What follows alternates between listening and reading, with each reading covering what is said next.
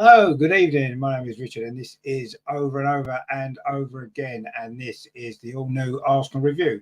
Adam, unfortunately, can't be with us this week. He's otherwise engaged, so I'm stepping in to host the Arsenal review this week. It's not a bad game to be looking back on, is it? Either that dramatic win yesterday over Manchester United, which pretty much had so many talking points. So it's going to keep us very, very busy tonight in the show, isn't it? To go through everything that happened last night. Of course, it's an international break, so there's no immediate game to look forward to, but we are going to look also as well at the England squad. Of course, one of our own academy players has been called up for the first time, so we're going to look at that. We're going to look at another Arsenal player who's been left out as well again. So lots and lots to get through, and it's all going to be coming up the other side of this.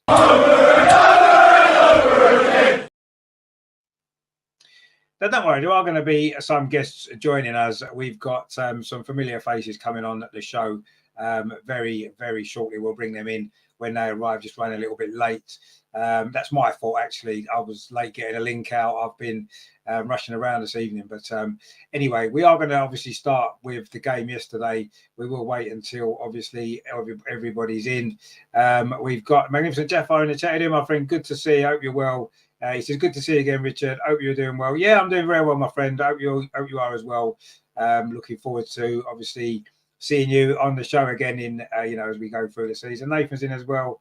How you doing, Nathan? Good to see you as well. Hope you're well today following that dramatic game yesterday, wasn't it? It was, so many talking points, which we'll get on to once the guests arrive. But, it was an incredible game, wasn't it?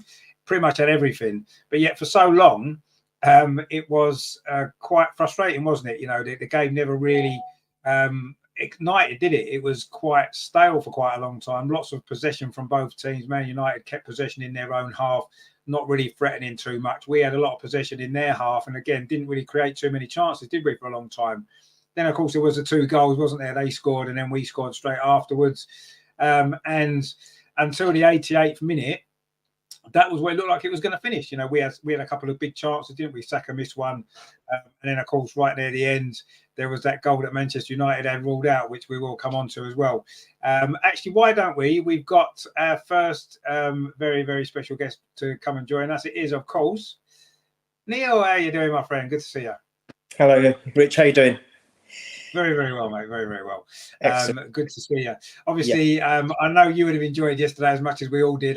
What a dramatic finale it was to what had been a fairly dull game up until probably 85 minutes, wasn't it? Really, it was a game of possession for both teams without really creating too much, wasn't it? Yeah, it was. I was a bit surprised at us not really going for the jugular right from the off, because Man United, for me, were just kind of sitting back with a low block, and I thought, they're there for the taking, but we were just letting them. We weren't really doing much with it. There was some good movements and a couple of attacks, but they really amounted to nothing, to be honest with you. I just felt that we are so much we're a superior team to them at the moment, and we should be taking advantage of that right from the get-go. Maybe they were scared of conceding another first-minute goal if they, went forward. Maybe that was it. But the thing that I took away from it, Rich, was I'm glad to have Gabriel back in the team, because I really hated the omission of Gabriel. He's a really very important for me player there at the back. As a good fall to Saliba, and he commands the box either end. Do you think, though, Neil? I was saying this yesterday. Obviously, Thomas Partey was injured, so that option of playing Thomas Partey at right back and having Ben White in the centre was taken away from Mikel Arteta due to the injury. Do you think that if Thomas Partey had been fit, do you think he would have stuck with the back four that has been in place all season, or do you think he would have made that change anyway? That's a really good point. I thought the same thing. I'm not sure. I would like to think he did. He wouldn't have done, but if he had, I felt that this game was almost season defining this early on, because I thought if say Partey hadn't got injured and he stuck with that same formation, this experimentational formation, which he likened to the traffic on the M25 and 39 or 46 different formations in the game, I'm like, yeah, okay, I didn't quite see that. I'm not an expert on formations, but I definitely didn't see that. But it is what it is. Maybe he was doing it a bit tongue in cheek, but I would like to think he wouldn't have done, but there's every possibility that he would have, because at the moment it just seems to me that we are shaping up to cater for Havertz. Now, for the first two, maybe even the third game, has kind of tried to back him. But I think last time I said he needs to come on. If he's going to be coming on, come on as a substitute. Don't be starting him. I think we've got far better players in that position or thereabouts that are willing to play and are not getting a chance because of his price tag. I don't know. Maybe it's because it was Arteta's choice and he doesn't want to be proven wrong. Could be a bit of stubbornness. I'm not sure what it is. But again, he started, even though we went back to a traditional back four and, Zinni back, White back in his right back position. We still played Havertz, didn't we? And I'm thinking, well, we've got Vieira, we've got Trossard, we've got Emma Smith-Rowe, we've got such wonderful talent, that are there waiting in the wings. And I don't understand why this need. And I think it will be good for the player because I think he's bereft of confidence as well now, especially with that miss kick. I mean, that summed it up. I mean, it's like he's just got no confidence, Rich. Yeah, people can argue that he does a little bit of good stuff with his off-the-ball movement and he does a bit of this and he's got to make an impact. He's £65 million. He's got to make a more tangible impact, if you like. We can talk about all the intangibles, all the off-the-ball movement he may be doing, but to be honest, you've got to see something tangible in my eyes. And I don't think we know what the role is. I don't think Arteta knows what his role is. And to be fair to the lad, he probably doesn't know what his role is.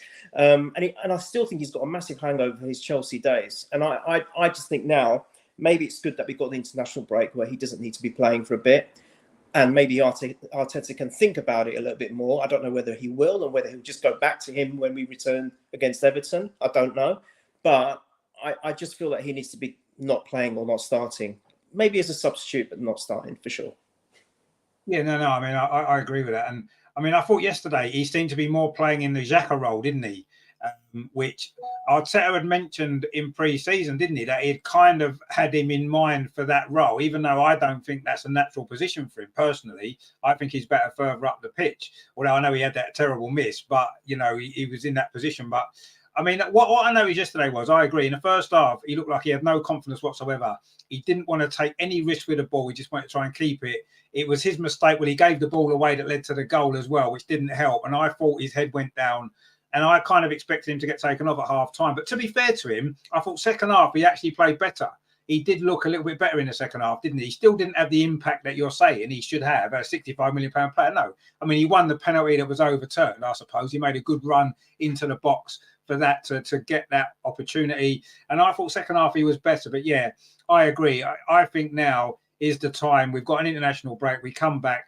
Now's the time to maybe make that change. Like you said, we've got decent options in midfield now. We've got decent options in attack. We can rotate and move players around. You don't mess with your defence. You keep your defence that you know you can rely on. And that defence yesterday was a defence that last season got us where we were. We were top of the league for so long because of that back four, and I know Zinchenko was in and out because he was injured a bit, but basically it was that back four. And why we haven't been playing that until now, I do not know. It's one of Arteta's mysteries that he has several of. And finally, whether it was by choice or whether it was because he had no other choice other than to pick that side yesterday, I don't know. But hopefully now we won the game. I thought we looked a little bit more solid defensively. Yes, Man United didn't put us under a great deal of pressure, let's be honest, but we did look a little bit more solid defensively, and that's got to be the way. You start from the back, don't you? George Graham, all the great managers that we've had, you build from the back, you get your defence right, and then what goes on ahead of that takes care of itself. That's when you can mess around with things, try different things. You don't mess around with your defence. You get your defence that you want, you stick with it every week when they're fit. You make changes when you have to, when there's players injured, but other than that, you keep them now. And I think we've seen that last season. We saw it yesterday. That's got to be, surely now, if Arteta ever plays Thomas Partey at right back again, when those other four are fit, then to me, that is clearly he's got some issue going on somewhere with somebody that needs to be sorted out, because that to me, that's got to be our defence. I would change the goalkeeper personally. I still think, even yesterday, I thought he could have done better with a goal. I know it was a good strike, but maybe he could have been better with that. And I thought there's a couple of other. He made a couple of good saves as he does, but I don't know. I would change the goalkeeper for David Raya, have that back four, and go from there. And I think that's the foundation to go on. And we've got 10 points out of 12, even though we haven't really played that well yet. And we've played, we haven't played. We played a couple of games we expected to win. Man United are difficult team to beat. At home, we tend to beat them, but they're a good side. They've got good players, and we, 3 wins out of 4. I mean, it's been a strange start, hasn't it? Because we've not played that well, and yet there we are, 2 points off Man City, and getting points on the ball. Without which, last season, if we didn't play well, we dropped points, and already this season we've not played well and we've picked up points. Is that going to be a shift later on in the season when these things really matter in March and in April and in May? Is that going to be crucial? Do you think now, the fact that we can show that we can win games without playing well? Because I don't think we've done that before, really, have we? For us to win games before, everything has to be perfect. And it hasn't been perfect, and we're still winning games. Yeah, we've always been a finely tuned organism, haven't we? We've always, it's like a slight kind of shift, and it kind of unsettles the balance of the whole team. So whether that be an injury or a player omitted by international duty or whatever it might be. So I think even in Wenger's heyday, even then, if we lost a couple of players, it was a little bit impactful. Maybe not so much as it has been recently, but it certainly was. And I think that's just the way. That's almost like in our DNA that we have to, everything has to be working perfectly for us to do well, and that's the difference. I think last season we started so well. I think it was 5 out of 5, wasn't it? 5 out of 5 wins until we right. Ironically lost to Man U in that bit of a debateful and controversial game. But I do you know what? In a way, Richard, I prefer it this way, because it's almost like, I don't know about you, but you go back to the George Graham and before, that era.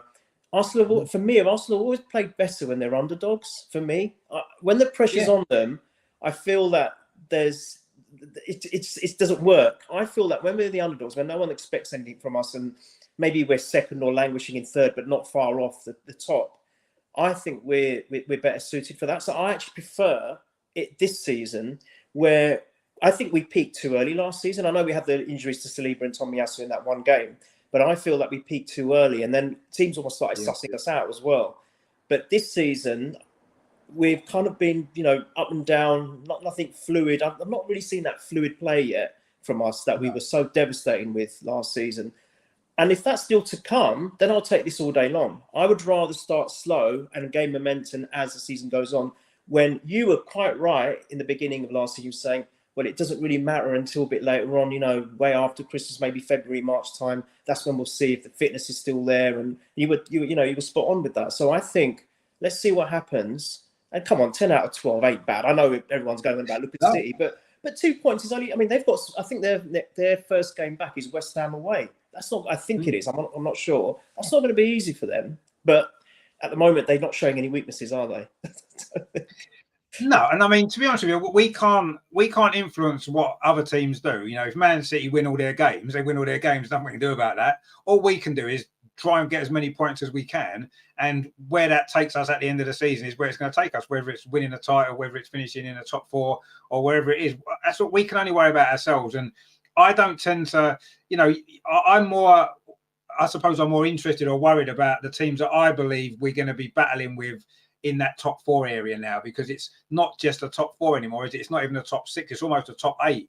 And if you throw Brighton into the mix, because they're a very good team, it could be even more. West Ham had a great start to the season. They won a European trophy, so we know that they can be up there as well. So I'm more concerned with those teams that we're going to be battling with. Obviously, winning the game yesterday was massive, because Man United are one of those teams, and we've just gained 3 points on them. So that's a massive game for us. And Man City, for me, we can't worry about them, because they're probably going to win too many points for anybody else to cope with, probably. I mean, you never know. They might have a collapse later on, and who knows. But all we've got to do is keep getting as many points as we can. And if they do collapse, we'll be there to take advantage of it. If they don't, then we're still going to finish as high up the table as we can. And if that's second again, we'll have to accept that. City just can't be beaten, and that's that. But I want to see us this season, if nothing else, I want to see us when we play Man City to actually give them a proper game, because last season we didn't. Both games, we just got rolled over quite easily, let's be honest, far easier than we should have done. If we were their nearest challengers, really, we should have given them a closer game. Other teams gave them better games than we did last season.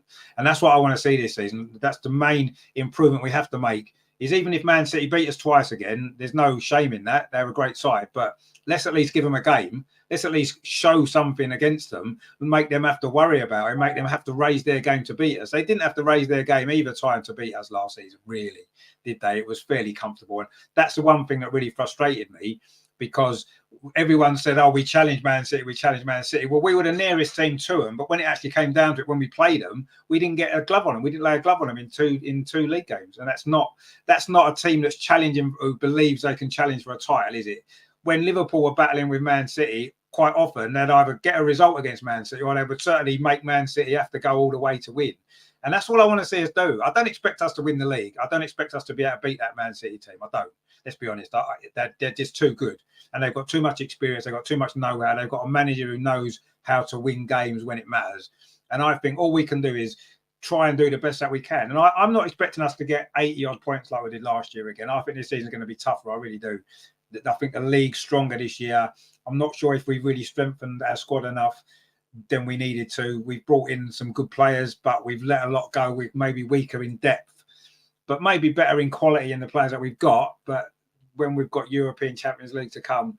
But what do you think about that? Obviously, the transfer window's shut now. And, obviously, Duran Timber's got injured. He might not play again until March or April. We don't know. We've let Kieran Tierney go out on loan. Strange for me. He's a great player. He deserved to be playing more. We've got Emil Smith-Rowe sitting on the bench, not even coming on, even in games like yesterday. He trusts other players ahead of Emil Smith-Rowe. Reece Nelson came on yesterday, and I'm not saying he did quite well, actually, didn't he? But he did. What's Emil Smith-Rowe done wrong to not even get minutes on the pitch? But do you think the squad now, obviously, the window's shut, we can't do anything about it till January. Is this squad big enough, deep enough, and have enough quality to be able to deal with the Champions League group games, which, we'll talk about that as well in a minute, but to get through them and also keep ourselves competitive in the Premier League, in that top four, challenging away, keep picking up points? Is the squad big enough to do that now with the window shut, do you think? If Timber wasn't injured and we were lucky with injuries, because Arsenal's cursed. We always seem to pick up the injuries every blooming season. It doesn't matter what. Doesn't matter where we are in the league. We always just tend to pick up key injuries. I don't know what it is about us.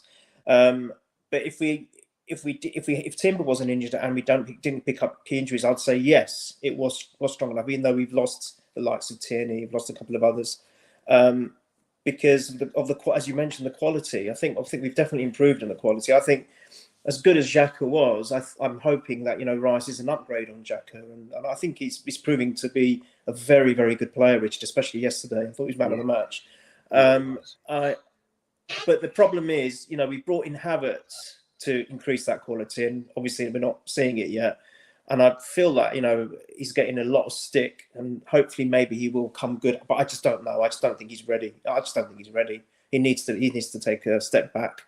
But then you can argue we've got the Emil Smith-Rowes of this world. We've got the Trossards of this world. We've got the Vieiras of this world. He looks amazing. He looks like a man possessed in the last two games.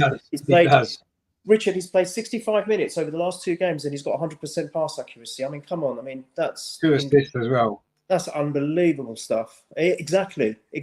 Yeah.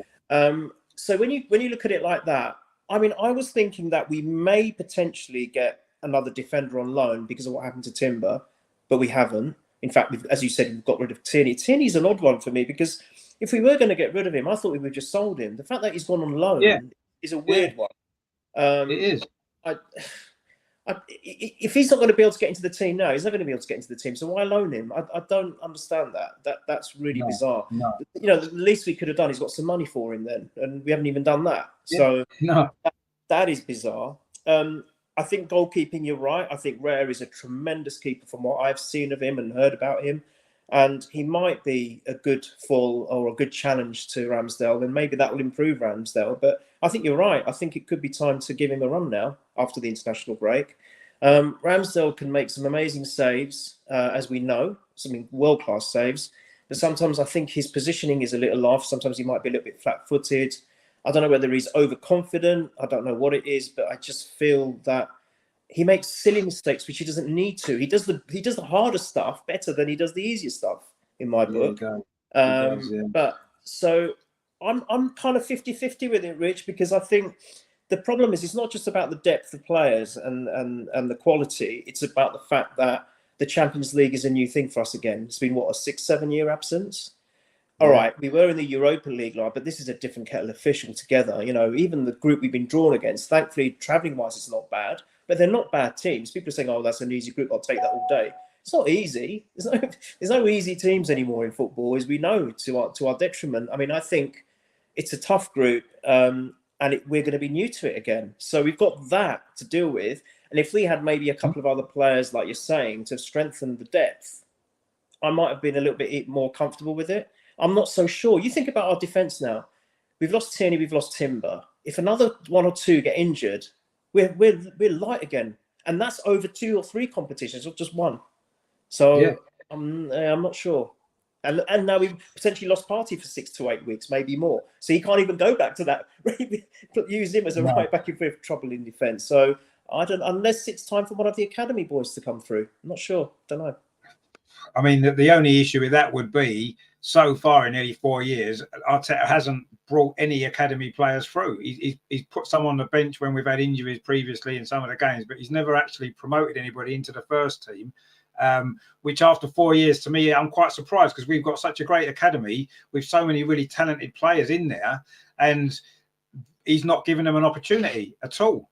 And I feel as though by now there should have been 1 or 2 at least that started to break through. Every generation of Arsenal teams has always had some, haven't they? You know, our own academy. Yes, and because Saka's in the team now, it's maybe covered up a little bit. Smith Rowe's on the bench. Reece Nelson's getting game time. Eddie, of course, is playing at the moment as well.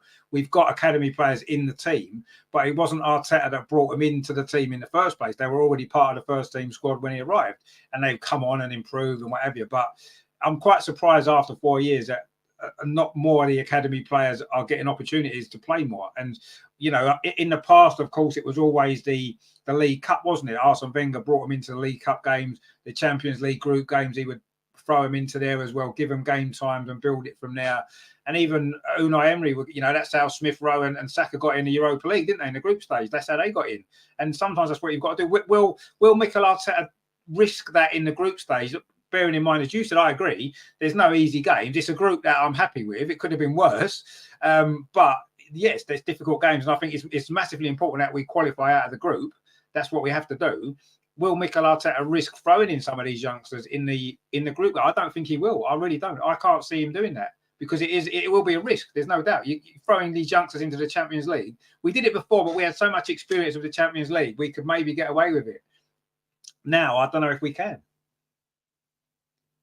I agree. I think the only way we might see that happen is if we qualify. We win our first, say, 4 or 5 matches. We're already top of the group. We can't be moved. Maybe. And then the last match may be a nothing match. Then he might stick them in. I can't see. I mean, did you see that goal that I can never pronounce his name? Anweri? I can't pronounce his name. The academy goal. Yeah. And it was from Skelly. Is it Skelly? His name? The other lad. 2 great players, and that's another thing that just came to mind. If you're talking about defence, we had that American lad, didn't we? Trusty. And we got rid of him, didn't we? Why did we get rid of him? Because apparently he was really good.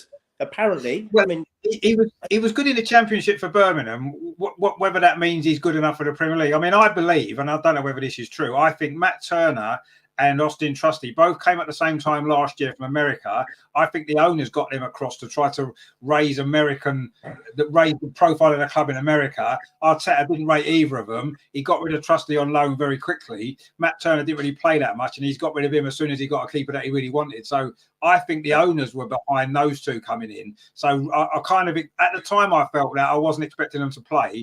And now they've gone very quickly. That's kind of confirmed it for me. That's not, they weren't Arteta's choice as a player. He was given them by the owners. The owners were saying, we're going to get some American players in the team just to make people in America take notice of what's going on. I think that was the reason, personally. Maybe I'm wrong. Maybe that's not the case, but that's what he come across to me at the time, and that he come to me now even more that they've gone. So, you know, I say Trusty didn't even play a game, not 1 game. And even Matt Turner had a couple of games, and he didn't play that well in one of them, and then he hardly got picked again, and he was playing Ramsdale in the Europa League as well, wasn't he? Yeah. So, you know, I just feel he didn't really trust him, because they wasn't his players. He didn't choose them. So, but anyway, I mean, they've gone now. And we'll have to see what happens. But I'll be amazed if he plays any of the youngsters in. I mean, if you remember in the Europa League 2 or 3 seasons ago, there was people like Aziz played, didn't he? Balogun played a couple of games in the Europa League group phase, but the Europa League slightly different to the Champions League in the terms of the quality of opposition that you're playing. And it's obviously, because we've not been in it for a long time, there's such a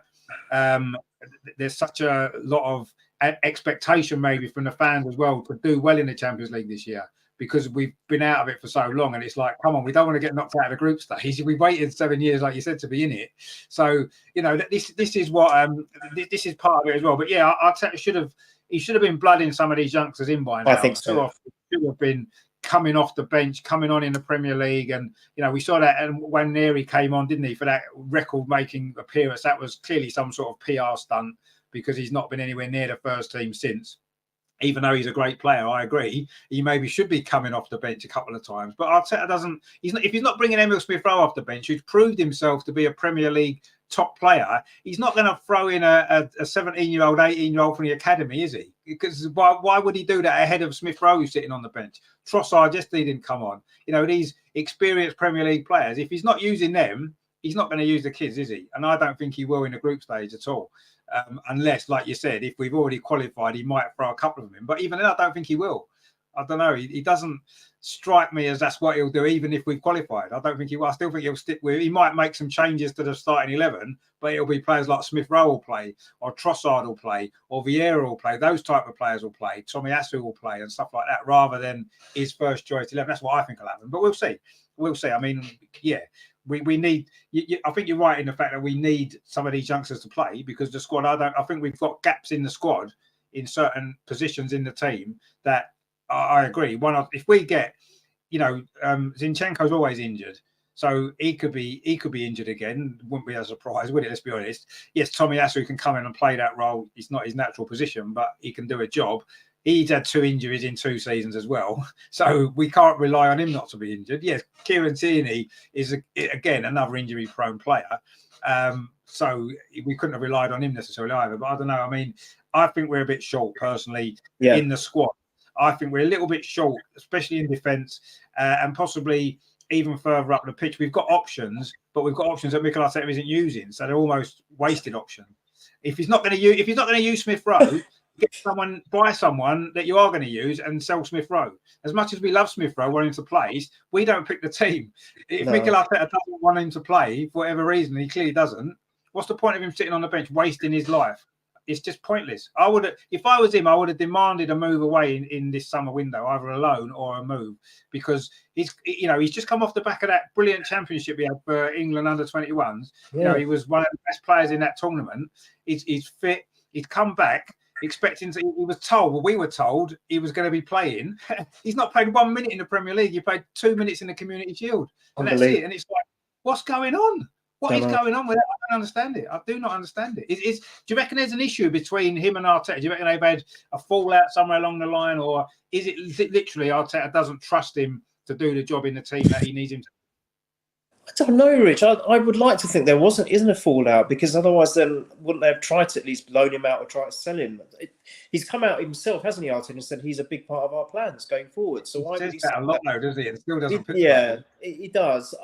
I'd like to think not. I'd like to think they haven't. Smith-Rowe doesn't come across as I mean, you don't know people, do you? I mean, all I know is what we see on the telly and a few interviews here and there. But he doesn't come across as a confrontational kind of guy. And no. I'd be shocked and stunned if they've had some kind of falling out. Maybe let's just hope that with the start and the start of the Champions League games, that maybe he might start featuring here and there, just for a bit of squad rotation, because he is an utter talent for me, Richard. Unlike you, I absolutely love the guy. I feel I feel the same way about Trossard as well, actually, to be honest. I think it's wrong that he's not had more time this season, but I feel a certain kind of a little bit more warmth towards Emil Smith-Rowe because he's a hurling boy and he's an Arsenal lad. And I can't understand why a talented kid such as him is not getting any time. He was brilliant when he came on with Saka, as you said, when Emery brought them on. I think they were both due to injuries. He had no choice, but they started running the team for us for so many months, didn't they, when we were so poor? And I always said that I thought at the time, I thought Smith-Rowe would become a better player than Saka, which is saying something, because of course Saka's achieved. And then just to sideline him, as you said, and you make such a good point. After such a great championship with England, you'd think that, right, what more do I got to do to show the boss that I'm ready? and he doesn't even get a look in. And it's like, why are you doing this? Give the lad a chance. You've given Vieira a chance, quite rightly so. Now give Emil Smith-Rowe a chance. But all of these players, for me, Trossard, Vieira, Emil Smith-Rowe, all being hampered because of 165 million player. That's wrong, Rich. It's not the right thing to do. I mean, it does appear to be Havertz is getting a lot more game time than maybe his performances have deserved when there's players on the bench that have proved themselves to be ready to play and do a job. Even Vieira has come on, what we've seen of him this season, he's come on massively from last season. I mean, maybe Arteta feels under pressure to play Havertz because of the money involved. We say he wanted him, but did he? Because he came out in pre-season and said he wasn't really sure what role in the team Havertz was going to play. And to me, that's unusual because Arteta he's so sort of it's setting what he wants from everybody that for him to buy a player and say, I don't really know what his role is, I found that quite strange of Arteta because that's not what Arteta does. Now, has this player been bought for him? Has it been forced on him and he's being forced to play him more? I don't know, because just him saying that I don't really know what Havertz's role is, to me, I was shocked by that because Arteta's got individual roles for every single player at every single minute in every single game. He knows exactly where everybody has to be, and he's telling them constantly from the sideline, isn't he? You've got to be here now. You've got to be there now. He's doing it all the time. So he wouldn't buy a player that he doesn't know if he can fit into the system or not. He wouldn't do that. Every single player he's bought for a reason, because they fit into what he needs. And that's how it's gone. And the players that haven't fitted into what he needs, he's got rid of, or he's not played, or he's left them on the bench. And we're seeing that now with what we just said. So I don't know, with his Havertz thing, it concerns me that was Havertz a player that Arteta really wanted? And if he isn't a player that Arteta really wanted, is he being forced into giving him game time because of how much he cost? I mean, it could be another Pepe situation. Because Emery didn't want Pepe, did he?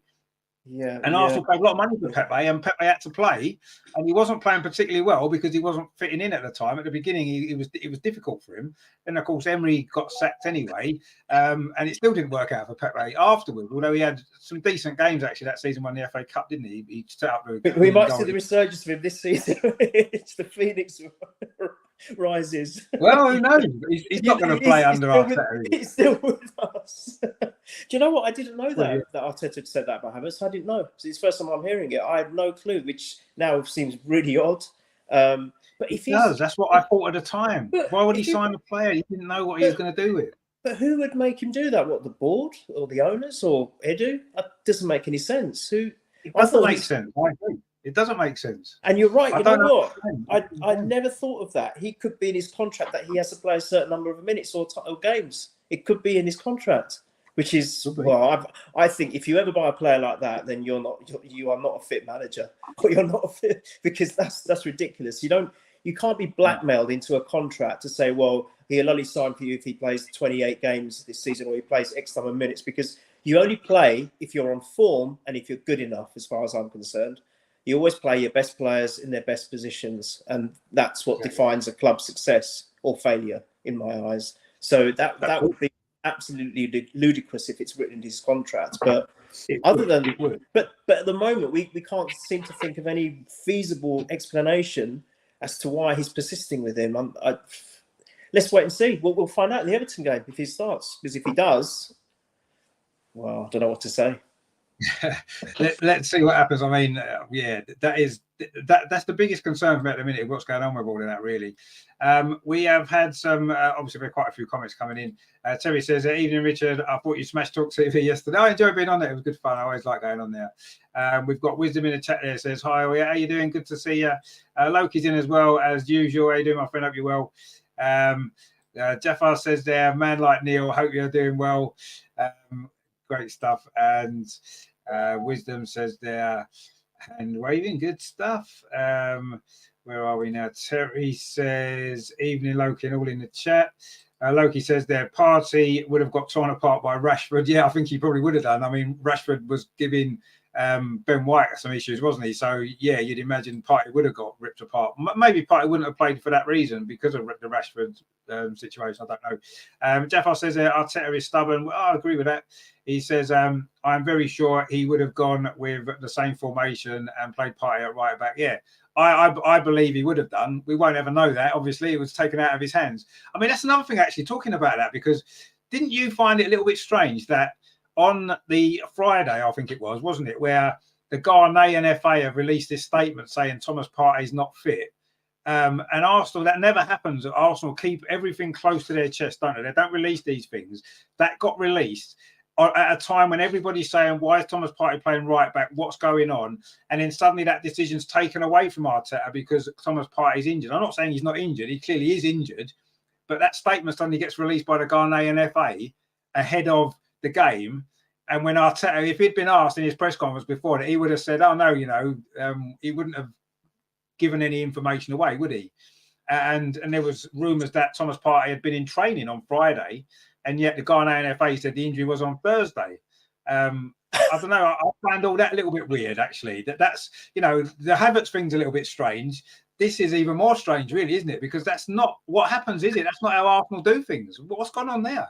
I don't know, unless somehow the information's got leaked, and it's unusual for Arsenal to let that happen. But it could have done. It could have got leaked. It could just be as simple as that. But when I first heard it, and then one of the guys or the accounts that had leaked that information, he was getting so many, or he or she, we don't know, because obviously they don't reveal their identity. Was getting so many pelters from other Twitter accounts saying, "Oh, what do you know?" and "Where's your evidence?" and da-da-da-da-da. But then it actually manifested to be true. So yeah, it's a bit of a weird one. I haven't got the answer to that, Rich. I don't know, but I can only assume it got leaked. And Arsenal didn't want that. I actually thought that Arteta was playing mind games with Man U, saying, "Oh, he's injured." I was going to play. Yeah, and then just go back to the same old experimental formation.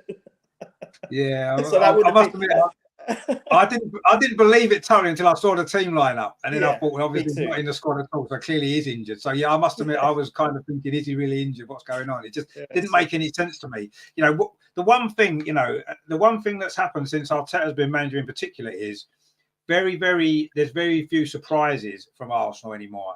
You're not getting. There's no dirt being dug up. There's nothing like that, isn't it? Everything's kept in house, and everything's exactly what's happening, and or what they want us to believe is happening. The outside looks that way, and that's the way it's always been under Arteta. There's been nothing changed from that since he's been there. It's like he wanted to change the way all that was done, and he has done. And suddenly, for something like this to happen, is so unusual. In the past, it wouldn't have been. I think under other managers, we'd have probably just, thought, well, that's the way it is. But because of how things have been with Mikel Arteta, these things just don't happen. They've never happened before. And that was what surprised me when I am thinking, something's not right with this. It doesn't sit right because it's just completely out of the ordinary for what we've been getting in the last three or 4 years under Mikel Arteta. It's not been like that. It's true. These things don't happen. And it's like, what is happening? But anyway, he was injured. Clearly, he's injured. He didn't play. He wasn't in the squad. He's not going to play for Ghana in the international break. Let's see when we come back whether or not he's fit and whether he can play. Or that even crossed my mind as well, Rich. That are they doing it to keep him out of the international duty? That was another thing. And if that's the case, brilliant. That's what Klopp does all the time, doesn't he? So good on him. But it was a Ghanaian FA that said he wasn't. Yeah, that's the irony. Exactly. I don't know, Rich. It's weird. Yeah, it is very strange. Terry says, let's be honest here, absolutely fantastic win. But we were Tom Tit.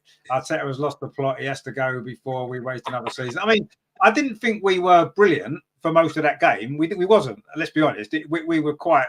Our passing wasn't great. We were very passive, I thought, a lot of the time with our forward play. But Man United wasn't a lot better, let's be honest. So it wasn't like it made any difference. But we won the game. And to be fair, yesterday, the formation and the lineup was pretty much what I think most of us would have gone with. I personally would have changed the goalkeeper, but that's just me because I don't really trust Ramsdale enough in big moments. He did okay yesterday, I suppose. But other than that, that was pretty much, when you looked at who was fit and who was available, that was pretty much the starting lineup. Maybe Eddie's the only other one that you'd think Jesus is better. Maybe he showed he was when he came on. Maybe those two changes at either end of the pitch, maybe. But other than that, it was pretty much what we would have expected and what we would have wanted. So I don't think Arteta I didn't have any issues with his team selection yesterday, particularly. I didn't really have any issues with how we played. We played as I thought he was going to play. But we won the game, and that's the most important thing, isn't it? At the end of the day, I don't mind if we don't play that well. Loki says there, sorry, Havertz is like a lazy scouser, does not work. Funnily enough, yesterday, what I felt was, and it's almost I don't know. I couldn't get my head around it. He reminded me a little bit of Mesut Ozil under Arteta, where Mesut Ozil had quality. For whatever reason, it didn't look as though he was working for the team. It didn't look as though he was playing in a position that was suitable to him. And it reminded me so much of that. And I'm thinking, Mikel Arteta couldn't wait to get Mesut Ozil out of the club. He couldn't wait to drop him out of the team. And he's persisting with Kai Havertz, who's got very similar. I mean, he's got a similar kind of style about him in the fact that he doesn't look as though he's very languid. He's laid back, isn't he? Yeah. And that doesn't help him when you're not playing well. If you don't look as though you're trying, I don't believe he's lazy. I don't believe he is lazy. I'm not sure. I think he's a little bit lost. He's lost his confidence. He seems to not really be sure what his role in the team is. He gets the ball. He just wants to do something simple just because he's afraid almost to make a mistake. So he's just playing simple balls and he's just doing nothing to make any impact at all. And for 65, as you said earlier, a £65 million player, he's got to be doing more, hasn't he? He's got to be. Nathan says, sorry, but he's living off the Champions League final goal. Well, I mean, who wouldn't? You score a winning goal in the Champions League final, you're going to get beers for life, aren't you? But yeah, he's got to do more. There's no doubt about that. And if he doesn't start doing more, he's going to have to be left out of the team, whether Mikel Arteta wants to or not. He's going to have to do it because there'll be so much pressure on Kai Havertz anyway. And I don't think that's going to help him if his confidence is low anyway, which it seems to be.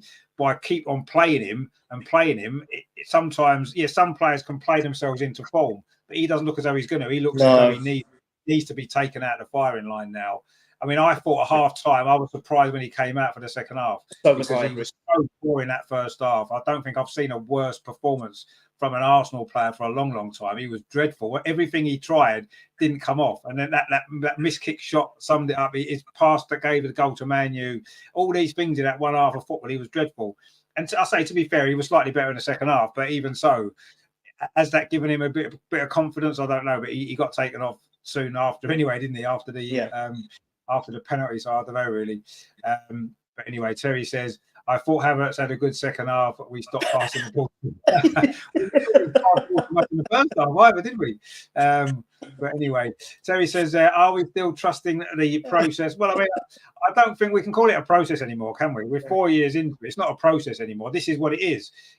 We are now in the sort of heart of it all now. This isn't a process. The process has been going from all those players that we had on big contracts that wasn't really working out, that wasn't maybe good enough, getting rid of all of them, getting all these players in that Mikel Arteta has wanted, younger players a lot of the time, and changing the style of play. That was the process. We're now in this process now, and now we should be now thinking we're not in a process anymore. We've got to be taking it to the next level, which now is to be winning trophies, consistently challenging and winning trophies. That's now what we're doing. If we don't do that, then none of it's been worthwhile, is it? None of it would have been worthwhile, and that would be so frustrating because we've all, some of us have given him more time than others, but the club and everybody else has given Mikel Arteta a lot of leeway when we were dreadful under him, and all these times that we've thrown away great opportunities for the top four, for winning the title in Europa League, all these kind of things, and we've all stuck by him. Most people have stuck by him. He's got the support that he's needed from the club, from the fans.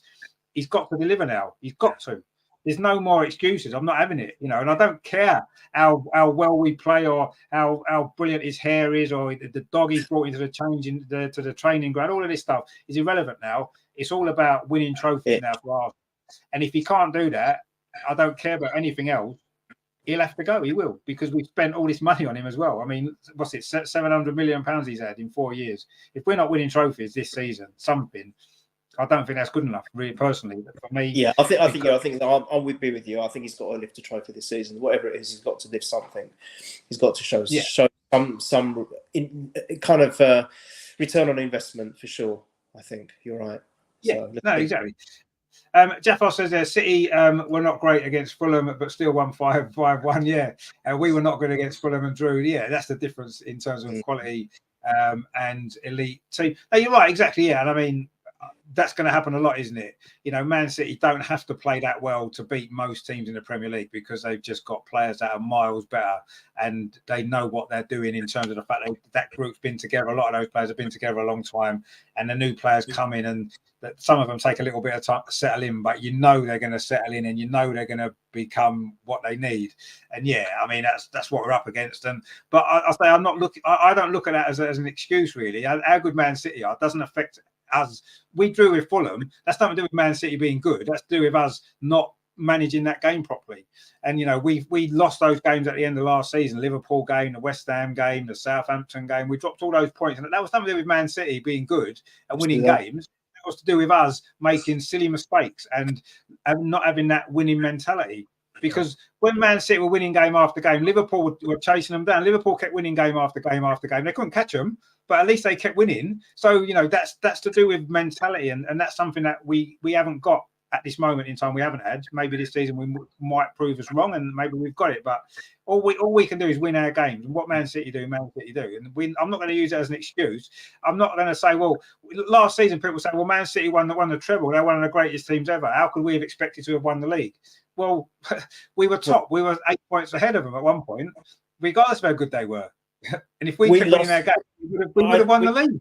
Exactly. We lost the league. They didn't win it for as far as I can see. If we had drawn 1, 2, 3 of those draws, that would have been another 4 points, and that would have been made it a lot closer. And I think it's not just about getting those 4 extra points. Then our confidence would have been up, and I think we would have just gone and rallied to the end. So. Yeah. And City, it didn't matter that we lost twice to City. They wouldn't have been able to do anything because mathematically they wouldn't have been able to catch us. So you're right. I think we lost the league. I don't think they won it. So, but when they beat Liverpool, I know what you mean. But when you look at that example with Liverpool, that was toe to toe. It was like watching a boxing match. One team would win, then Man City would win. Liverpool would win, then Man City. It was unbelievable. I mean, both teams, I've got to say, wow, that's insane. Neither of them gave up mentally, and right till the end, and it was just that 1 point that separated them. So that's when I'd say that yes, Man City won that because they had Liverpool knocking on their door every single game. But we just capitulated as far as I'm concerned. That's what I want to see. That's what I want to see. If we'd done that last season, right, and we'd lost the league, but we'd kept winning games, and Man City just happened to have got 1 more point than us, right? Then, or 2 points, whatever it was. If we'd pushed them all the way and they had to win their last game of the season to win the league, and they did, and they won it, then I'd have been over the moon with that. Yeah. And I would, even though we still would have come second, I would have thought, what a great season. But the fact that we were in such a good position and we just showed such weak mentality when it mattered, that's what really annoyed me last season. And having come off the back of the season before where we should have got the top 4 because it was in our hands and we blew it with that game against Tottenham and the Newcastle game. It was in our hands and we blew it. And 2 seasons in a row we've done that. And that's why it's almost like a theme building up. And if this season we do it again in whatever it might be, whether it's for the top 4, whether it's for the league title, whether it's for one of the European competition, whatever it is, then that'll be another season when we've done the same. And, to me, that's too much. Everyone can be unlucky. Liverpool, people say, well, Liverpool have only won 1 Premier League title. Yeah, they've only won 1 Premier League title, but 2 other seasons, they took Man City all the way to the last game. And in any other season, they would have won 3 league titles, wouldn't they? Any other time, won 3 titles, and they've come when they were unlucky only to win 1. You could say with the points that they got in some of those seasons, didn't they get 97 points or something? 97 and lost 1 game. Incredible. Normally, sorry. Yeah. It's. Let me just mute that. Yeah, of course. Neil getting his takeaway ordered. I think that's what it is. Sorry about that, Rich. No, the call without answering it. I mean, I'll tell you what I wanted to talk about, actually. Going back to the Man United game for a minute, there was a couple of VAR decisions that were raised a few eyebrows. Our penalty, first of all, in real time, I thought clear penalty, no issue. The referee thought so, gave it, no problem. But then I saw the replay and thought, you know what? I don't think he really touched him there. And they made the referee go over to the screen and he kind of agreed. What did you make of that? I mean, having seen the replay made a difference for me with the outcome. Yeah, I will agree with that. I think when you first see it, you think it's a penalty all day long. He's sandwiched between 2 players. How could he not have been touched by one of them or both? Yeah. But then when you slow it down, you look at it, he kind of, I'm not saying he dived, but I think he may have lost his footing a little bit. So there is a suggestion there was a light touch of the knee somewhere along the line, which could have been, but I couldn't. It's so difficult to see, even if you slow it right down. It's just it's almost impossible. So I think in when you look at it that way, the right decision was made.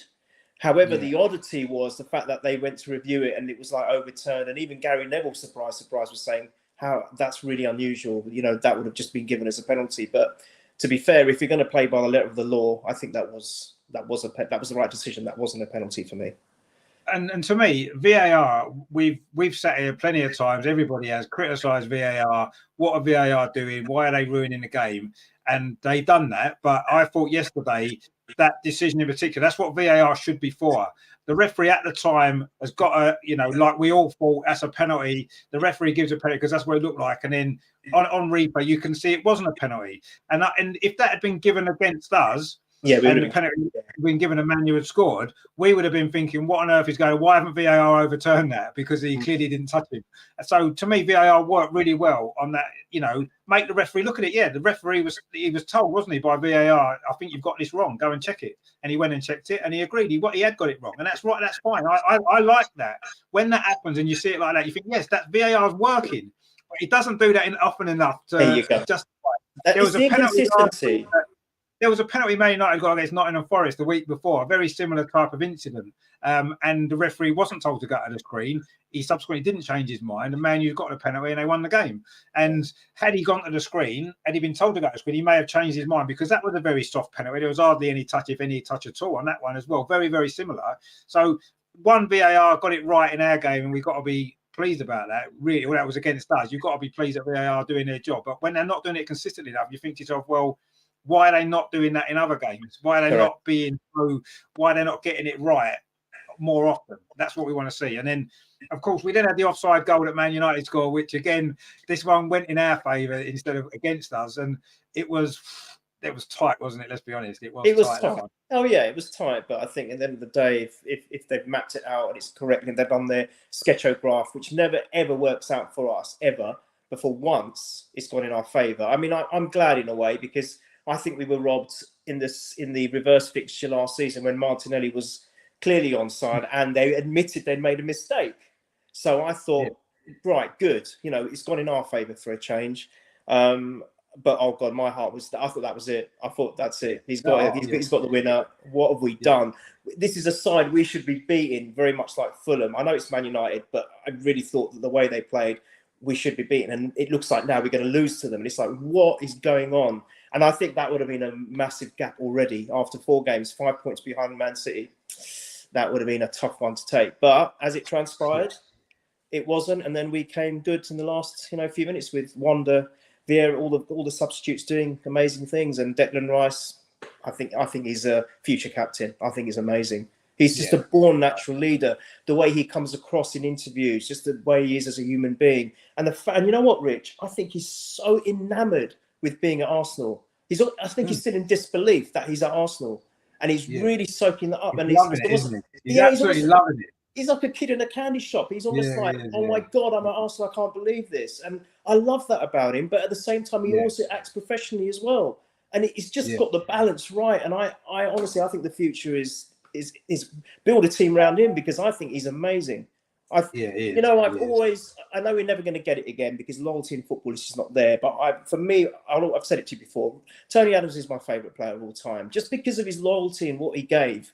And whether we're going to ever get someone like him again, unlikely. But you know what? I see a lot in Declan Rice that reminds me of had those kind of traits. Absolutely. And you've got to remember, look, he was loyal to West Ham for a long time, so he might. If we do well. If we do well and we're successful and we lift a few trophies, there's no reason why he shouldn't stay. So my only issue is that Mikel Arteta has made Martin Odegaard captain, rightly or wrongly, whatever the reasons. But I can't see Mikel Arteta taking that away from Martin Odegaard not in the same way he didn't take it off him when we had maybe Granit Xhaka. I know Granit Xhaka didn't really want it, but he was the natural leader. And I think Declan Rice is going to become he almost is now on the pitch. He's a leader. Off the pitch, the way he speaks is brilliant. He represents Arsenal in exactly the way you want a player to represent Arsenal. He loves being there. He's when he speaks in interviews, he comes across as though he really, really loves what's happening. He loves the club. And his reaction to the goal yesterday was just, I know it was, an injury time goal, a winning goal against Man United. Of course, you're going to be happy, but the way he celebrated that, to me, it's like he almost feels as though he's Arsenal through and through, and he's only been at the club for like 2 months. And it feels like that, doesn't it? It feels like he's an Arsenal man already. And you saw, we're going to watch him play for England next week for the first time as an Arsenal player. And it's going to seem like he's always been an Arsenal player. You see what I mean? Just because of how quickly he's got that Arsenal kind of DNA, if you like, hasn't he? And, it's amazing, really. And he's fast become my favourite player after 4 games. 5 games. He's just brilliant. Everything about it. Brilliant, and I say I just love everything about him, his whole character, and he's almost like he's got that kind of Granit Xhaka kind of leadership in him, I think, but he's kind of, it seems a little bit more happy on the pitch. Granit Xhaka always seemed a bit grumpy and miserable and wanted to, get involved in things he shouldn't have done sometimes. I mean, I love Granit Xhaka. He's happy, you're right. He's always happy. Declan Rice is just smiling all the time, He wins a tackle, he's smiling. He loses a tackle, he's smiling. He misses a header from 5 yards, he's smiling. He scores a goal and he's loving it. You know what I mean? He just gets what it means to play for Arsenal. He's playing for Arsenal as we would have done if we played for Arsenal. That's how we would have played. Couldn't have stopped smiling, playing for Arsenal at the Emirates. And that is the reason why I think so many fans are related to him. That's exactly what. Yeah. He's just for him to get that goal yesterday. His first goal could have been a crappy goal when you're 4-0 up against Nottingham Forest or something like that. But to get an injury time when it wasn't just a winning goal in the end, but to get a goal like that against Man United is just what a way to get your first goal. I mean, just unbelievable stuff. He will never forget it. I mean, he probably would never forget whatever goal it was, but that is going to be extra special. He said it himself. He goes, I can't wait to get home and watch it. I think he was referring to Match of the Day. And it's like, it's crazy, isn't it? Can you imagine going home to Match of the Day to watch yourself scoring against Man United? Can you imagine the feeling, Rich? Oh, my goodness. Rich, I'm really sorry. I'm going to have to leave you. I've got to go on to another thing. I really apologise for that. But hopefully I hope I can be on a show with you again soon. And I just wanted to say congratulations for yesterday as well. That was brilliant on Talk TV. It was well done. So that was good stuff. I like going on there. It's quite good fun. So, hopefully. So, thank you for having me on as always, and hopefully I will see you very, very soon. Yeah, no problem at all. Thanks for coming on as always. Thank you very much. See you later. See you soon. Bye. Cheers, Neil. Speak to you later. See you. Bye. So that's Neil there. Just that he's on another show. He's a popular guy, isn't he, Neil? He's in demand, so he's off on another show. So we'll run through a few of these comments then, because there's been quite a lot of comments coming that we haven't had the chance to get through yet. I can't remember how far back we got to go. There's quite a few actually. Where are we here? Oh, Nathan says they're talking about Kieran Tierney. He says, did you not get priced out of a move? He says, I think the asking price was 25 to 30 million, which I think is a fair price for Kieran Tierney, if I'm honest. And if a club's not willing to pay that, then maybe you drop your price a little bit to get a permanent deal rather than a loan. Is his value going to go up being on loan in Spain? It might do next year, but it might not, because he's not played in the Premier League, has he? So I don't know. We'll have to see. But yeah, I'm not sure what happened with that. Strange deal for me. But anyway, Terry says, I'm glad KT went on loan because he'll be a great asset when the new manager comes in. Well, I don't know about that, Terry. Yeah, I'm not sure we're going to be in that position for a while. Yeah, we're talking about the American players. Terry says there, we brought in Tobin Heath as well. Yeah, we did. I thought Tobin Heath at least contributed to the team though when she played, obviously for the women's team not last season, the season before. I thought she contributed well. So I don't think that was just a token American signing. It maybe slightly was, but at least she contributed well, and she was great. The time she spent with the fans, everything. So I've got no problem with Tobin Heath. Mark C says, I've enjoyed watching TalkSport. Mark Goldbridge lose his shit over the injury time win yesterday. Yeah, I mean he did, didn't he? But I mean, Mark Goldbridge. I actually quite like Mark Goldbridge. I've got to be honest. I know he's a bit of a divisive character, isn't he? But I quite enjoy watching him and stuff like that. I think he's quite entertaining. And yeah, he wasn't very happy yesterday, was he? Bless him. But never mind. We've certainly lost a few games at Old Trafford, haven't we? So we know what it feels like, don't we? Mark C says Europa League is only quality at semi-final stage. The Champions League, you're up against quality from game one. Exactly, yeah, that's what we were saying before. There's no, yes, I'm happy with the group that we've got. It could have been a lot worse. I think it's a group that we can get through, and I think we will get through the group, first or second. I think we will. But you're right, yeah, the Europa League, you can play your kids in the Europa League group stage. You're still we're going to have enough quality to get through, win the group, as we've done every time we've been in it. So, yeah, no, I agree with that 100%. You're right. Jeff says there, Nelson was also good when he came in. He was, yeah. But what hurt me a lot is that why is Arteta not playing Trossard? We can play and advance. Yeah, no, I agree. Advanced state. Yeah, I mean, he can. And I mean, I think yesterday he had to make some choices to try and win that game, when it was 1-1. And he went with Nelson, he went with Vieira. And to be fair, they both did well, didn't they? I mean, Vieira had another good substitute appearance. I thought Nelson did well when he came on. He caused him a lot of problems, didn't he? So yeah, I've got no issues with the subs yesterday. Yes, Trossard should be playing more minutes. He got a start, didn't he, the week before against Fulham and got taken off because he didn't maybe have a great game. But you've got to give a player, Havertz has a poor game, another poor game, still gets picked. Trossard had one slightly poor game and is on the bench straight away. Other players that's happened to as well. Tomiyasu last season, for example. So I'm not quite sure. Again, it comes back to the Havertz thing. What's going on with Havertz? We're not really sure, are we? He seems to be getting more chances than anybody else. Terry says, I think we'll have a few of our players wanting out in January. Well, some of the ones that are sitting on the bench, if they don't get to play in the Champions League group stage, I agree. I think they will want to go. And you can't blame them. I don't blame Kieran Tierney. He should have been playing more minutes, definitely.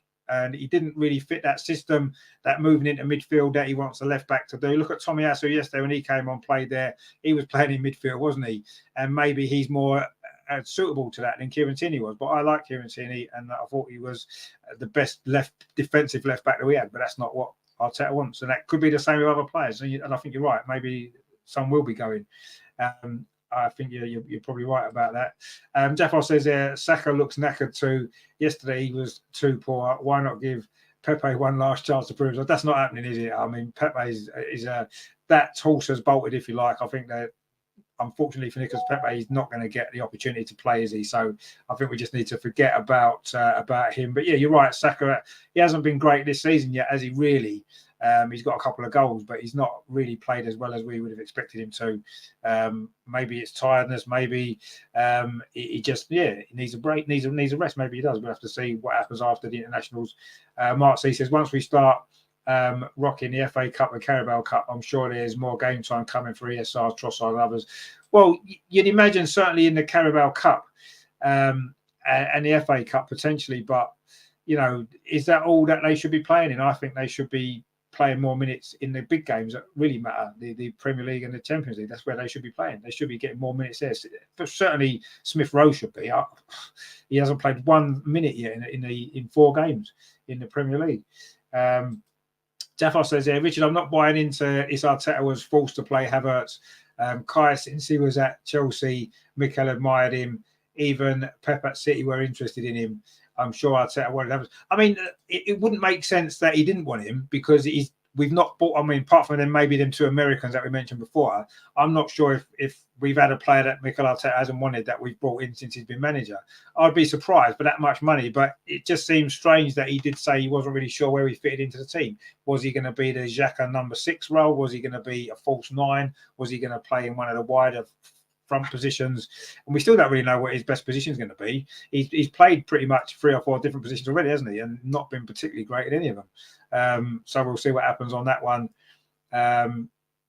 Loki says there, party politics. You know what I'm saying? Yeah, we get where you're coming from, Loki. Terry says there, Richard, how the hell can you compare Ozil and Havertz unless you mean kick Havertz out of the club? Well, no, what I meant was I can just see a few little similarities in their demeanour on the pitch, because Ozil always looked, I suppose, laid back. We mentioned that about Havertz, didn't we? And I do feel as though maybe Kai Havertz does look a little bit. He does look a little bit lazy. He looks a little bit disinterested, and people could just. I mean, I think Mesut Ozil was a fantastic football player. I love watching him play for Arsenal, and I was sad in the way that ended. And I can just see some similarities with their demeanour on the pitch and the fact that it doesn't seem to be working. It stopped working when Mikel Arteta came with Ozil, didn't it? Because of the role he wanted him to play. And it seems to be Kai Havertz seems to be having similar problems. But anyway, we'll see. But Terry says, I bet Chelsea couldn't believe their luck when Arteta came in for Havertz. It must have been like having a winning lottery ticket. Well, I mean, for that money, yes, definitely. I mean, £65 million is a lot of money for any player, but for a player that never really set the world on fire at Chelsea in the first place, and as Nathan said, maybe he's lived off that Champions League winning goal. But yeah, I don't know how 65 million we paid that much for him. I don't know, but let's not worry too much about the price that we paid for him. Let's worry about the impact that he has on the team. And if he's not going to produce performances, I don't care if he was a free transfer. I don't care if he cost 100 million. If he's not doing the job, he's out of the team. If he's doing the job, he's in the team, and that's it. So, we expect more from him. That's the point, I suppose, isn't it? Mark C says, I'm still pissed off we blew it in the Europa League last season. It was there for the taking, absolutely. And it's been way too long since he won a European trophy, and Arteta won't get respect until he wins one. Well, I don't know about not getting respect. I mean, Pep hadn't won a European trophy with Man City until very recently. I don't think he didn't get respect. But, I mean, Arsenal need to win more European trophies. We've only got 2 in our whole history. So, yeah, absolutely we do. And I agree with you. I think the Europa League last season, well, every season we've been in the Europa League, it's been there for the taking for us. We've been one of the strongest teams in it, and we've always seemed to find a way to not win it. So, one reason or another. And that's something that, hopefully we won't be in the Europa League again for a long time. But I can't see us winning the Champions League anytime soon. So that wait for European trophy is going to go on a bit longer, isn't it? Certainly for the next 2 or 3 years, I can't see us winning the Champions League. But who knows? You could get a lucky draw one year. You get through a couple of games and suddenly you're in the final, and who knows? We could do. Liverpool got to the final the other year and played Tottenham. Imagine that. You played a team as bad as Tottenham in the final in the Champions League. You're going to win it, aren't you? So you never know. But yeah, I'll be amazed if we win it in the next 3 or 4 years, but we'll see. Terry says, the least I expect from our players week in, week out is effort, even if we play bad and lose. We don't. No, exactly. No, I think that's the one thing that as fans we expect, because we know if we played for Arsenal, we would run from the first minute until the last minute we were on the pitch, wouldn't we? We wouldn't stop, because that's how much it would mean to us, and we want to see the same in the players. And if they're not doing that, we're gonna not be happy with them. We're gonna get the up, aren't we? Of course we are. And I think everyone's got to understand that. It's not because we've got agendas against players or anything like that. If a player's not working hard enough or don't look as though they are, we're going to get the ump as fans, aren't we? Because we know how important it is to play and represent Arsenal, don't we? We know what it means. Declan Rice knows what it means. Others know what it means. It seems as though Kai Havertz at this moment hasn't got it yet. Maybe he will, maybe he won't. We're never going to find out, are we? Yet. Loki says maybe Arteta's vanity will cost him in the end. Yeah, I think you're right. I think it will. I think his stubbornness and his vanity and his ego may well cost us or cost him, and ultimately cost us, because as Arsenal we should be winning trophies, and if the reason why we are not winning trophies is because of the manager, it's going to cost us as well, isn't it? They've backed him heavily, the club. He's got to deliver. Simple as that. He's got to deliver, and whether he's got to leave his ego at the door, that's what he's going to have to do if that's what it takes. Because yeah, you're right. Going back to the earlier discussion about the penalty, Loki says no penalty. Exactly, I agree 100%. It wasn't a penalty, and say VAR for once got something right, and we should celebrate that, because it doesn't happen often enough, does it? Terry says shame Havertz didn't get a yellow card for the dive. At least he would have been 1 card closer to a suspension. But he's not going to get many yellow cards, is he? To be honest, he's not really tackling anyone, is he? I don't think it was a dive. What happened was he expected to be fouled.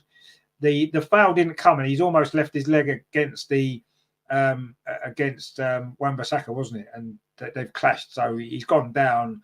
But it wasn't a dive, it wasn't a penalty. The right decision was made, and there you go. And then we went on to the offside. Loki says well offside. Well, I don't know about well offside. It was tight, wasn't it? And I've said this plenty of times before. I always look at decisions in our games and think, how would I feel if that was against us? Now, if we scored that goal in an 88th minute and that was given as offside and disallowed, I would have been pretty annoyed. I could understand Ten Hag being annoyed at the end. I'm not saying it wasn't offside necessarily. I don't think it was clear. It wasn't clearly offside, was it? And if an arm is ahead, you're not really gaining an advantage by your arm being ahead because you can't use your arm anyway. So I don't know. I would have been annoyed if it had been disallowed if we scored it. So I understand Man United being annoyed. Was it offside? Maybe it was, but it was so tight, wasn't it? And football should be about scoring goals. And they always said, didn't they, in offsides, it was supposed to give the benefit of the doubt to the attacking team. And it never does, and it certainly didn't then. And to our benefit, because we lose that game, there's absolutely no doubt about that. If that goal stands, we lose that game, and that's 1 point out of 6 in 2 home games, which would have been terrible. So we've got away with it a little bit. It was, maybe it was offside, maybe it was, and the right decision again was reached. But I would have been pretty annoyed if it was the other way, and our goal got disallowed for that reason. So I think we need to be grateful for that. Terry says, I bet by the end of the season, Rice will wish he had gone to City. And I said, and I don't know, we'll see. I think he's happy enough at Arsenal. I think he gets it, and I think that's the most important thing. Terry says, Rice is happy because he knows whatever happens, he ain't Havertz. Oh dear. Terry says, Neil, take care, mate. Great to see a smile back on your face. Yeah, it's always good to see Neil anyway, isn't he? And Terry says, come on, Richard, it was a whole millimetre off. So yeah, it probably was at least a millimetre, wasn't it? But I'll say I would have been pretty annoyed if it had been given against us. But anyway, we took full advantage, didn't we, and won the game. And it's always nice to beat Man United, isn't it? I think any Arsenal fan that's been around, certainly since the 90s even, the great rivalry we had with Alex Ferguson, which went back, of course, to the 1980s, didn't it, with George Graham. It's always nice to beat Man United, isn't it? No matter what the occasion, no matter what game it is, no matter what happens, it's always nice to beat them. And to beat them for the second year running at the Emirates with an injury time goal or stoppage time goal is sweet, isn't it? It's a sweet moment. And these are moments that we need to enjoy as fans, don't we? Because they don't happen enough today. So it's nice when, we can beat a team like Man United. They're one of the 2 or 3 teams in a season that you look forward to playing and look forward to beating the most. So, yeah, we all enjoyed that, didn't we? And hopefully, going into the international break now, we've got a little bit of momentum, haven't we, built up now because we've got the win. And hopefully we can keep going. It's a tough game next season against Everton. I'm sure when Adam hosts a show next week, he'll look ahead to that Everton game and the international and stuff like that. So, but yeah, it was important that we won that game. And, we went from losing 2-1 in the 88th minute briefly to winning 3-1 in the 101st minute, whenever it was, when Jesus scored that great goal at the end. So, it was a great finish to that game, wasn't it? Even if it wasn't a great game prior to the last 5 minutes of normal time and injury time, it wasn't great, was it? But we got the win. That's all that matters. And we move on into this international break, which this early in the season seems a bit pointless. But anyway, I think we're playing Scotland, aren't we? So we've got to enjoy that, haven't we, surely? And of course, Eddie didn't get a chance to talk about it with Neil. There's so much to talk about in the Man United game, but of course, Eddie gets his first call up, which is great for Eddie. It's great. It's another tick for our academy, isn't it? One of our academy guys from Hale End getting a call up for England's brilliant news on that side of things. Is he an international striker? I'm not convinced. I thought yesterday he worked hard, but I don't think he's quite at that level, but wishing all the best. Of course we do when he's playing for England. Let's hope he can make an impact. Hopefully get some minutes on the pitch. Who knows? We'll have to see. But yeah, no, well done to Eddie. And of course, we know Declan Rice, Bukayo Saka, and of course Aaron Ramsdale as well are all in the squad, aren't they? So that's good news as well, isn't it? For them. And we know Ben White has got issues with England and with Gareth Southgate. He's never going to get picked again, is he? Well, that manager's there, so we might as well just forget that, and Ben can just carry on concentrating on playing for Arsenal because he's never going to get picked, is he? So, which is a shame, but that's the way it is, and I'm sure he understands. He understands the situation. So yeah, well done to Eddie anyway. Even though it's not. I personally don't think he's good enough, but anyway, that's fine. Terry says, anyway, Richard, what were you doing on Andy the Gabby Cabby, my local YouTube? Yes, I think he's great, actually. I've got to be honest, I love him. I think he's brilliant. So yeah, always going to try and support his channel because he talks a lot of sense and he's a good guy, and yeah, I really enjoy him. So yes, I'll be popping up on there a few times. Don't worry about that because he's great, and yeah, it's a good show actually. So yeah, check out Andy the Gobby Cabby, because he's very, very good on YouTube. He does some great stuff, very useful information as well, about all the injustices going on in the world, particularly in London, the Ules and stuff like that. So definitely get involved in that. It's good stuff. Great channel. I didn't realise, is he from your way? Is he, Terry? Great stuff as well. So yeah, he's a good lad. But yeah, so we've ended this first part of the season, 4 games, 3 wins and a draw, which we would have taken. Well, it should be 4 wins, let's be honest. We should have beaten Fulham. But anyway, we've got 3 wins and a draw, which when you looked at the fixtures, we'd have probably thought, okay, yeah, that's a reasonable amount. I think most people probably expect us to get around about 10 or 12 points, whatever it is. So yeah, we've doing what we expected to do. We haven't played that well yet. Maybe that's a good thing. We'll have to see where it leads to. Loki says, good show, Rich. Cheers. And good to see you again, my friend. Hope you're well. Thanks for tuning in. Terry, he's from Margate. Oh, is he from Margate? Is he? Brilliant. Who was it sang that song about Margate? Chaz and Dave, wasn't it?